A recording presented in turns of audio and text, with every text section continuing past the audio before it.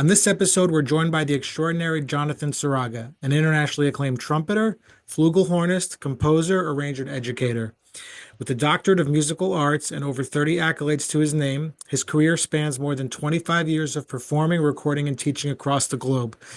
Having worked with icons like Maria Schneider, Arturo and Darcy James Argue, and gracing stages from Carnegie Hall to Birdland, his contributions to jazz are both prolific and profound. Join us as we dive into his creative process, acclaimed original compositions, and remarkable journey in music. So, Jonathan, good to see you. Yeah, great to see you. Thanks for having me on. Yeah, my pleasure. So, we're almost at the end of January right now, and I'm sure you've got a lot of things that you're looking forward to this year. So, kind of walk me through what's on the agenda for you in 2025. For sure, for sure. Well, I just want to say I started off 2025 in the Maldives playing some gigs with these Macedonian musicians and really incredible Macedonian jazz musicians. And so I'm looking forward to collaborating with them this year. There's no like definitive plans yet, but that's definitely on the agenda for sure. Um, I'm going to be going to the Grammy Awards next month. I recorded a flugelhorn solo on Dan Pugash's most recent big band record, which has been nominated for best uh, either best large ensemble or yeah, probably best large ensemble recording. So that's going to be really fun. That'll be my first time at the Grammys, so that'll be really interesting and fun. And and then basically, I have several creative projects of my own that I definitely am intending on finishing and getting out there. One's going to be a big band album, the other is going to be my next small group album. And then the third one, we were talking before we came on here. Um, I transcribed John Coltrane's 26 and a half minute solo on One Down, One Up live at the half note. And I am currently in the process of editing that. It's a very long process of editing because there's so many notes and so I many actually mis. recorded the first 4 minutes of it on guitar and put it on YouTube. That's how I came across because not too many people have done, this transcription. It's really hard. Right. Yes. Not too many people have done it for sure. And so that's so I've been working on editing that, and there's a lot more to go in that process of editing that, so that eventually it can be put out there for consumption, and it'll be all correct with hopefully no mistakes. Yeah, it's so funny that you're gonna do the whole thing when I found you on there, and that's how this interview came to be, and you're still exploring it. It's such a challenging piece of music. Why did you want Indeed. to go into the transcription of that? Was it originally for the doctorate? Was it a curiosity you always had about that recording? How come you chose that recording? Right. There's just something about that particular recording that is just so it just really touches me on a deep level. It's hard to kind of put into words, but actually, as part of the hopefully what will be a PDF of the transcription, and then I actually already wrote a 15-page introduction. In this 15-page introduction, I talk about the reason I transcribed the solo, which I didn't transcribe the solo for analytical purposes. Of course, it's been amazing to see the construction of some of his lines that uh, some of his lines on that particular track, I honestly have never heard. I've never heard some of those lines on any other Coltrane recording. Of course, I haven't heard probably every Coltrane recording, but so sure, there's lines on there that are just remarkably creative. Um, but I transcribed the solo because I wanted to. It's a 26 and a half minute solo, and it, if you can be present for the entire solo, you will feel like some things that are some points, energetic points that are reached. And I wanted to try to get inside of that in some way other than just listening. So I thought it might be like kind of a spiritual experience somehow to just transcribe the whole solo to kind of supplement what I was trying to find out. Yeah, I think it's absolutely incredible that you're doing this, even though we're not supposed to say there's best in this music. It's to me that solo is just it's the highest level of musicality any musician in this field has gone to. And I kind of think that's unequivocal. And I Hmm. know that might be a controversial statement in a sense, but to do what you're doing, I can't even begin to say how special it is. And I'm sure you feel that way when you're doing this. This is work. I mean, like I did 4 minutes. That took months and months, Hmm. you know, Right. for a couple minutes. It was just like, and to learn how to play it, it was insane. So Yeah. Even kudos to you. Ravi, thank you so much. Even Ravi, I've talked to Ravi on numerous occasions about this particular solo, and even he says it's like his favorite solo of his dad's. I really hope that propels, you have a name already, but I really hope you doing this work propels your career to another level just because it is such a special recording. So, talk to me a little bit about what prompted your decision to go pursue a doctorate in this music. I mean, obviously there had to Hmm. be you decided I want to go get a doctor in the music. What was the original thinking behind that? Sure. So there definitely was some thinking, just that, hey, maybe getting a doctorate could be a good idea. But it honestly wasn't like I applied for a lot of different doctoral programs. I only applied for the one. I only applied for the one at Colorado in Colorado. And that's because a friend of mine, Josh Reed, amazing trumpet player, did his doctorate there, and he just had finished his, and it happened to be a full scholarship teaching assistantship type doctorate 3-year program. He had just finished it there, and he was like, "Hey, man, they're looking for another trumpet player to kind of like come after me. You should consider applying." And I'm sure he talked to other trumpet players as well. So I just applied just because he's a good friend of mine, and I was like, why not? Why not just apply? And like I said, I didn't apply for any other programs. It was just that one because I wasn't actually thinking about getting a doctorate. It wasn't something that I was actively thinking about. To be honest, after my master's, I was kind of like, I think I'm done with school. Um, but I'm really grateful I did this program. It was a completely different experience than my bachelor's and my master's. It was completely different. It was the classroom settings were at a much higher level. That like I was in doctoral seminars with like 6 to 8 people only, where it was just like high level discussions about music, and I was teaching. I taught jazz history to like hundreds of people. Uh, I coached ensembles, so it was a much more fulfilling experience. Yeah, I'm And kind of curious actually because I think going for your bachelor's and master's in music, there is that competitive element of music school that's just naturally there. Is it the same thing when you're pursuing a doctorate?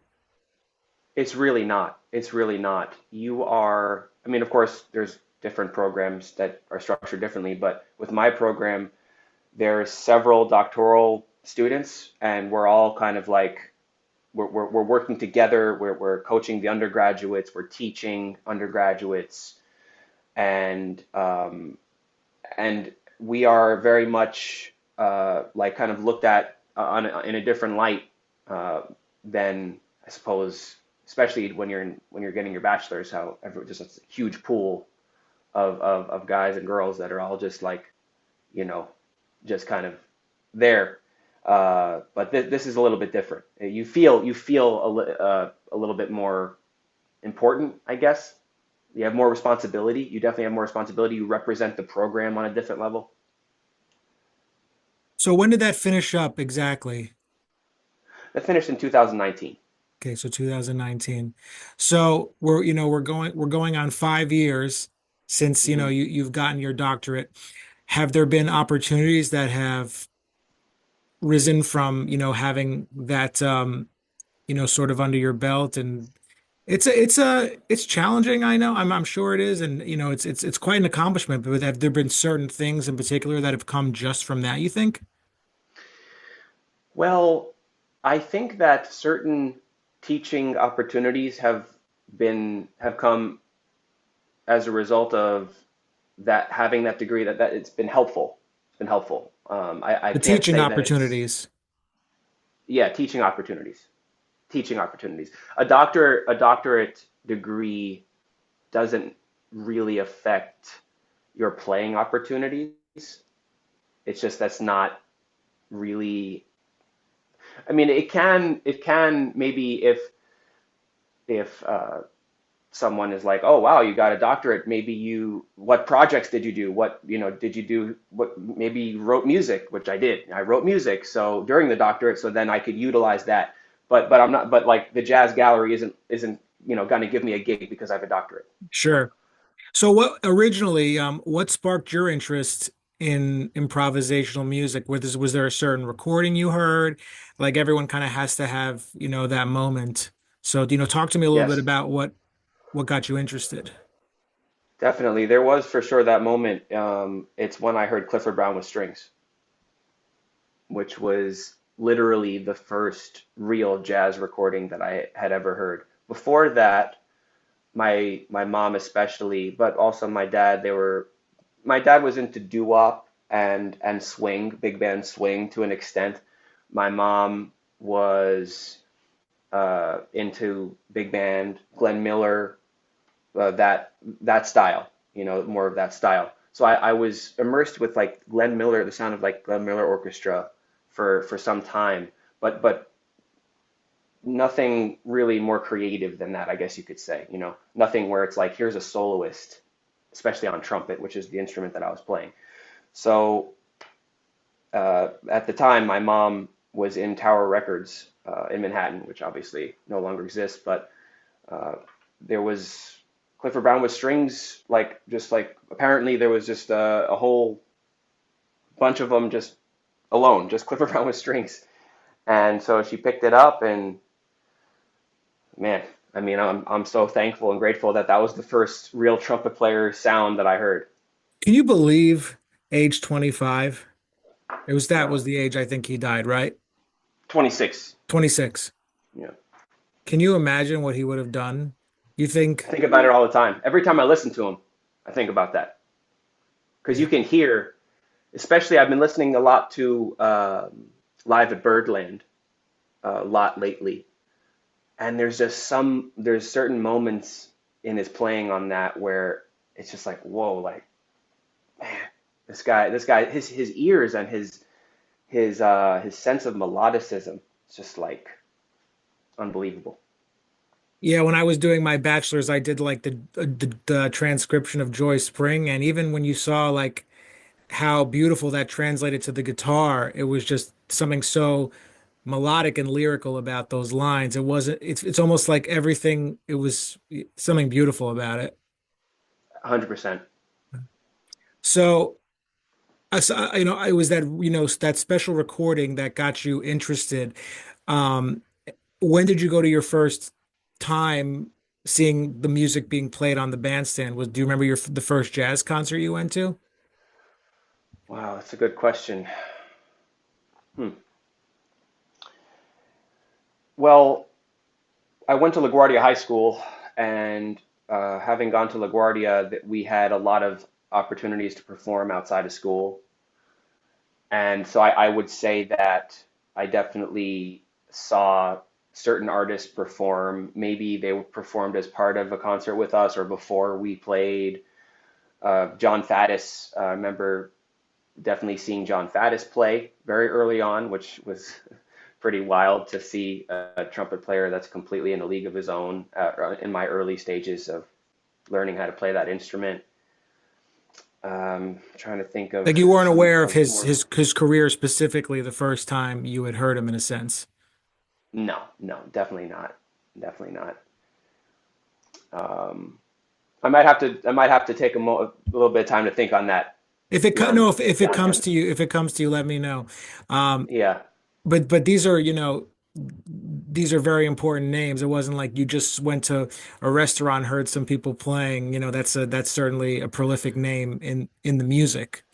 Um, what about your first time playing improvisational music? Do you remember your first gig, like as a trio or quartet? Because those are usually the first gigs you might do in that instrumentation. For sure. Well, when I went to Purchase during my bachelor's, I mean, I guess it wasn't a paid gig. My first time like really performing in a small group setting was at Purchase. I think it was for some kind of event for uh, just different administrative people at the school. Uh, First time playing with my friends and feeling like, okay, like I'm actually doing this. I had Ralph Lama And on the podcast, and he said he described his Purchase as a school where we play. That's just in the simplest terms, that's what he said. We play. man, it's a correct description for sure. That's how it felt. That's how it definitely felt. And I love that it was like that because it allows playing playing gigs and no matter where you're playing, we were, I don't want to say trained because training, has a certain sound to it, but it definitely allowed us to feel very comfortable playing in no matter what type of setting. Definitely. No, I think it is training. I mean, I've talked about this on length, but like when I started to play this music live, I did like 100 gigs for free just to like see what it's like and get your central nervous system under control and to be comfortable in front of people. It's its own thing. People are playing on their uh recording themselves on their phone, but then when they go play in front of people, it's like they don't realize that's a whole other thing. It really is. It really is. And I still have to do inner work on that and active work on the bandstand at times to uh, to try to get myself in the best place I can be uh, to perform, to play music for sure. Yeah, sometimes I mean it's almost like it's exciting to perform for people. There is an excitement, but you really just have to be just with the musicians and just kind of like put yourself. Sometimes obviously the audience can bring energy, but you almost have to put yourself in a bubble. It's just you and the musicians. Agreed, agreed. And sometimes it's easier said than done. It really is. But I agree with you on that for Yeah. sure. There's a lot of I like to ask, the musicians about this lifestyle. There's a lot of mystery and misconceptions about being a jazz musician, whether it's a young student who wants to get into this business or even, just from the outside, the general public. Are there any things that misconceptions about this business or this life you think about you wish more people understood? Hmm. More people that are not involved in Sure. I mean, being we a could think musician, about it like or that. Like most people don't understand, like I think they don't understand the sacrifices you have to make to pursue this art. They don't, it looks effortless to some outside it looking in, but they don't realize the sacrifices and the time that it takes. absolutely. I think that the hours and hours of practice that we have to put in daily is obviously not seen by people. Only we know about that, and other musicians obviously know about that. Uh, I like sometimes I think about sports. You look at like basketball, for example. It's the sport I love to watch. So it's like the best basketball players, well, even anyone in the NBA, let's say, they're in the gym every day shooting hundreds of shots. They're in the weight room. And no, we don't see that work. We don't even think about that work. We just watch them perform, and their performance is a result of all that work they put in. And that work, like there's no substitute. And if you don't put that work in, you're not going to be able to do this. You daily. It's a daily commitment, and use the word sacrifice. I think that's an appropriate word for sure. But I also think that a musician, we it's a part of our being, like our practicing and is an extension of our being. So in a way, it's like doing that is as natural and necessary as eating. You Yeah, and know, there's many ways you can look about it too. Like Pat Martino used to say, um, you know. I don't understand why students do something that they feel takes demand when it should take, like practicing should be kind of natural, but then like you have Michael Brecker say, there's just maintenance practicing just to stay where you are. Yeah, So there's not one way to look at it. I do think there is sacrifice and that's just the way I see it, at least. yeah, yeah, for sure. There is because you have to choose. You have to choose to practice instead of maybe like I remember early on, one of my teachers had told me, your friends are gonna call you and be like, hey, John, come play basketball or come play video games, and you're gonna have to be like, hey, I gotta practice. I gotta practice.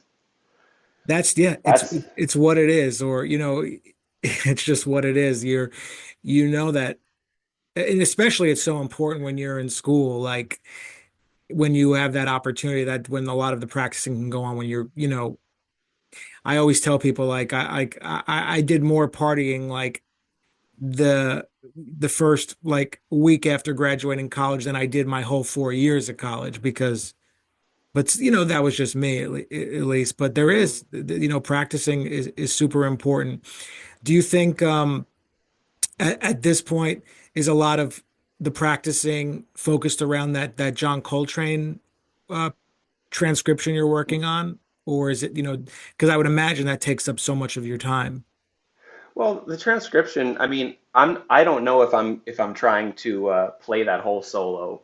Yeah. I'm not sure if I'm trying to record that whole solo.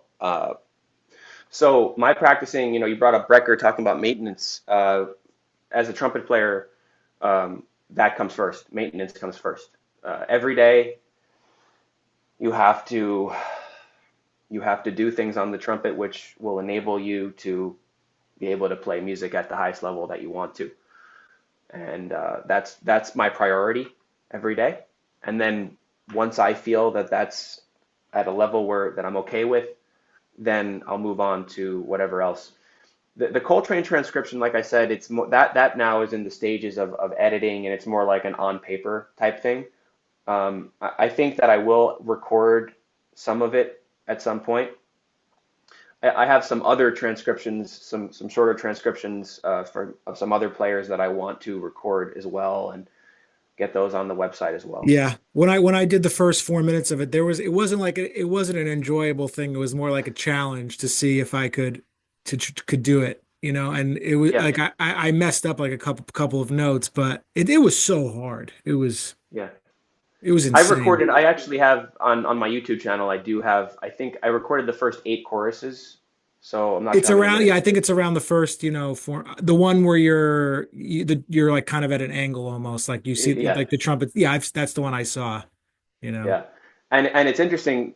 Like physically, I had to play. I had to be very controlled because it's so technical. Playing Coltrane lines on trumpet is a different challenge for sure. Yeah. You should check out the guitar, what the guitar looks like of it doing it. It's crazy, you Yeah, know. okay. I'll have to check it out. No, I know we brought it back to this a couple of times in the conversation, but for those jazz musicians out there who aren't familiar with this record, please go listen to it just, even once, just to understand. You won't understand it once, but for any young jazz musicians who haven't heard this yet, please go listen to what is the possibilities of can be done. I got a funny short story for you. When I got to Colorado, the first opportunity I had to show people that solo, because I was obsessed with that solo around the time I got there, and there was a room where all the freshman jazz musicians, or no, it was the freshman trumpet players. We're in a room, and I was going to come in and talk to them or play with them, and I that's the first thing I did was I walked in there and I put that on. I was like, we're going to listen to this whole solo now, and like it's a pretty intense thing to do, I'll admit, but that's how obsessed I was with it. Yeah, you know what I've been doing now is I've been like using Moises. You know what that is? Mm-mm. So it's an app basically where you can take any track and you can isolate the instruments Wow. and you can slow it down, to any Okay. tempo you want to. So I've just been like doing like I'll just listen to the drums or I'll just listen to the drums, the bass and the piano or just the piano and Coltrane and you can see how locked in these it's crazy. I'm gonna have to do that. That's really cool. I never heard of that actually.